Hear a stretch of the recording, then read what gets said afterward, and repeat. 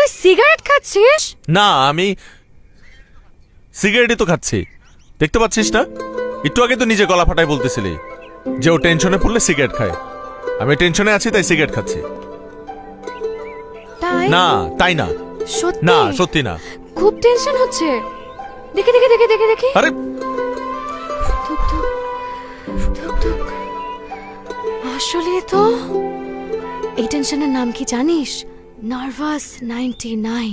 Cricket খেলার সময় দেখেছিস না, প্লেয়াররা 99 রান করার পর খুব টেনশনে থাকে যে সেঞ্চুরি হওয়ার আগে আউট হয়ে যায় কিনা।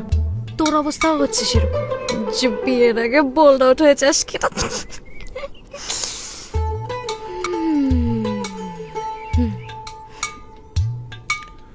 একটা জিনিস খেয়াল করেছিস? তোর বুকের বাম পাশটায় ঠিক যতটা উত্তেজনা, বুকের ডান পাশটা ঠিক ততটাই শান্ত। কেন জানিস? কারণ তোর বুকের ডান পাশটায় আমি আছি। এই জন্যই তোকে বলেছিলাম তোর বুকের বাম পাশটায় আমাকে রাখতে। কথা তো শুনলি না।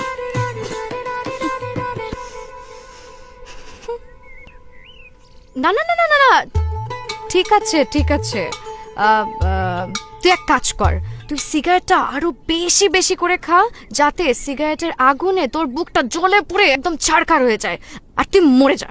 ব্যাস, আর কোনো টেনশনই থাকলো না, তোর বিয়েটা করতে হবে না।